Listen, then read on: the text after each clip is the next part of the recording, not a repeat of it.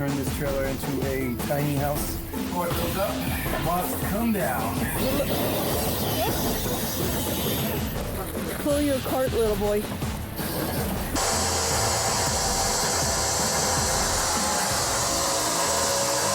This is a lot of work, but we'll get there.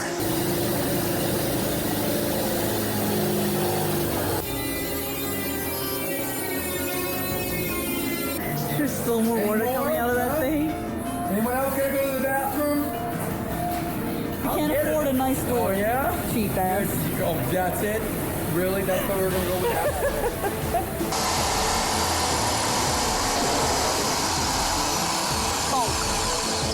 By the way, when you're gone, I made this. That's my face. Like I put my face on it and I drew a. This is my eyes. Blah, blah, blah. That's my nose. This is my nose and that's my chin. I want to know why you're doing that. Can you explain? I'm very tired. Oh, well, I've survived so far. 2 months and a week of almost 24/7 with this guy.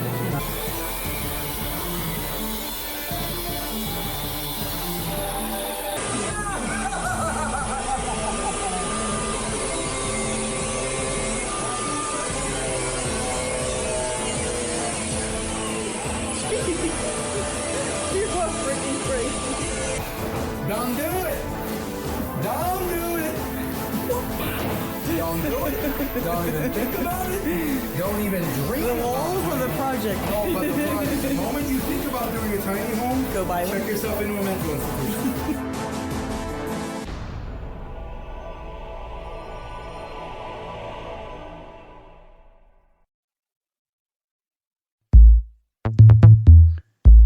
Hello everyone and welcome to episode 34 of the TinyWanderland Chronicles. You know, if you told me a while back that we would get here, I would never, ever have believed you.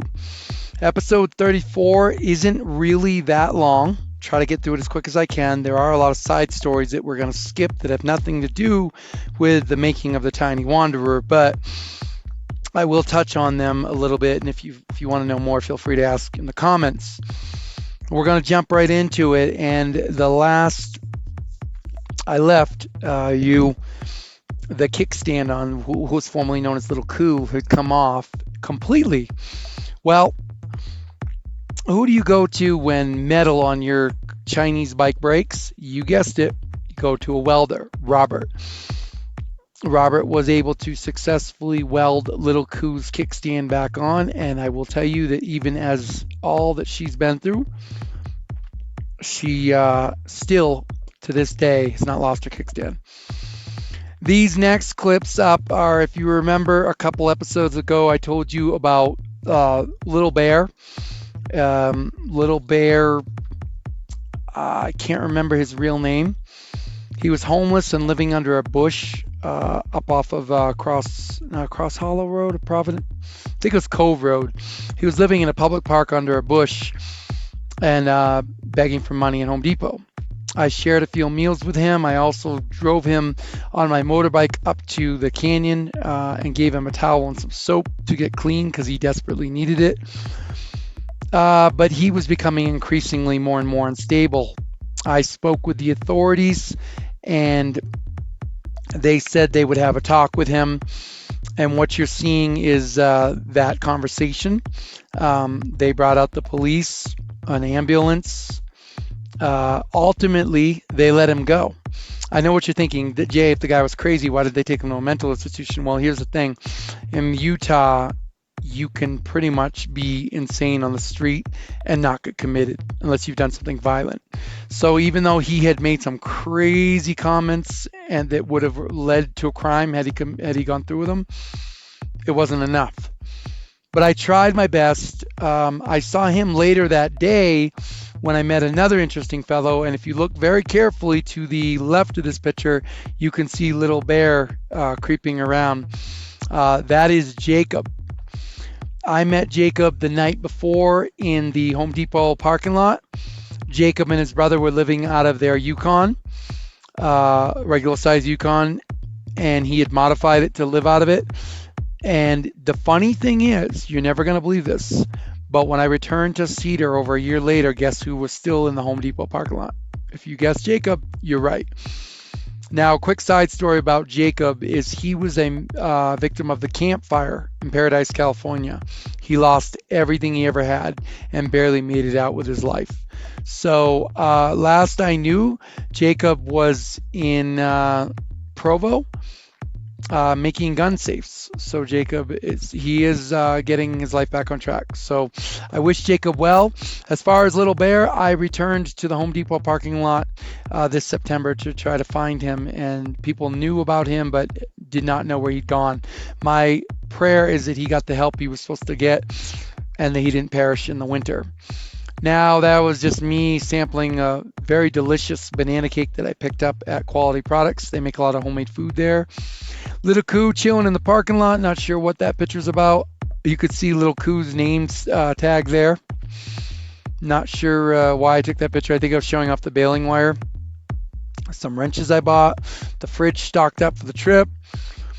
That is Maggie getting her oil changed at Jiffy Lube. Little selfie there. After she got her oil changed, I took her to a car wash. Now, quick tip. If you wash your car, you can wash your car, but do not spray the engine of a new car. It's a bad idea. Shortly after this picture was taken, Maggie went into what was called limp mode, where she would only go like 20 miles an hour, even if the gas was all the way to the floor. I didn't know much about cars, and when I met Jacob, he told me to pretty much just let her dry out overnight. Now, that's a good thing because in the morning I was actually headed out of Cedar City for good, or so I thought. So I did let her dry overnight. Random picture of the temperature, not sure what that is. Walmart. I found it funny that me and Heather struggled just to find the cabinets we needed, but on my final trip to Home Depot, every single cabinet was in stock. That's Murphy's Law for you. So these two pictures are in ode or dedication or homage, whatever you want to call it, to Heather and to the people of Cedar City and my craziness in Home Depot, including this one. So I was quite a card. This is the final morning in Cedar City, Utah, and you can see the water has leaked out of Maggie and also out of the Tiny Wanderer. There's my plant. Again, didn't survive. I found this ad online and I was like, wow, you know what? I had some time to kill, and so I looked up the mileage, and it was just back down the interstate. So I went and met the guy, and so if you ever come over to Tiny Wanderer and you want to play Nintendo, legit, the real Nintendo, where you are nothing more than a pixel, let me know, and we can dig it out and we can play Nintendo. I have 2 controllers. I have, I think, 500 games. I will tell you this, I played it one night and I got bored with it, but it is there if someone comes over and they want to play it. Kind of an eclectic thing to have inside of a tiny home is a Nintendo. I'm not sure what this picture is about, but that's me acting crazy. And just like that, after all this time, the Tiny Wanderer was headed out to its first BLM land. This was about 20 miles north of Cedar City, and it is called A Place Among the Cows. There's Maggie all washed up but dirty on the back. And there's Maggie and the Tiny Wanderer for the parking spot for the night. Now, I did go on an adventure with Little Coo. It was about 30 miles into the mountains that day, and the only picture that I can find from that adventure is right here. I assure you there were many more pictures. I think what happened is the split between my phone and the computer, the backup wasn't complete. So I know I have those pictures. So if you want to see pictures of the mountains and the canyons that I journeyed through and all the cool stuff that we saw, I would be glad to share them. Just comment and I'll dig them up for you. This was funny because it said it was warm spring, but I journeyed all the way down into the woods there past those trees, and there was nothing but a little trickle of water in there.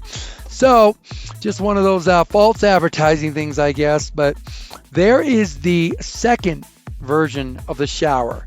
This would go on to be the de facto shower. It's worth telling you guys a funny story about why the outside shower didn't stay through the life of the tiny wanderer. There's me all squeaky clean. I'll leave it at that for a second. Um, I was in a Sam's Club parking lot. I don't remember the town I was in.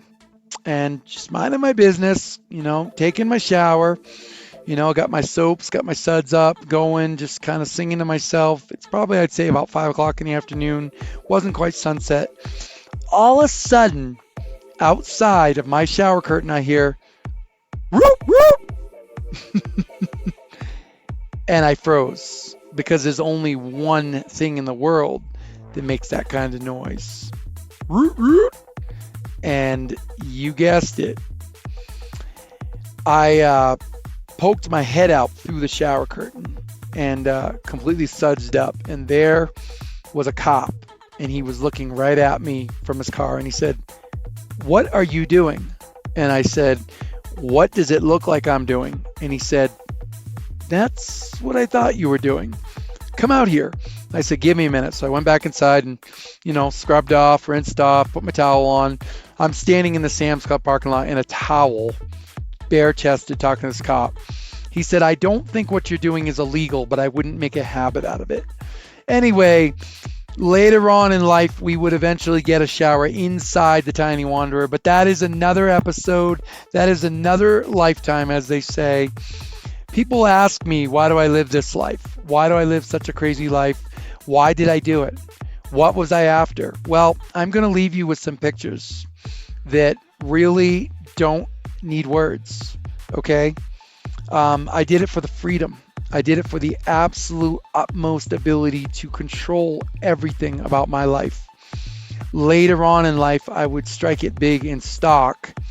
The one woman that I thought I'd spend the rest of my life with would dismiss me from hers, and I would just be under the Lord's, care and just be able to roam free.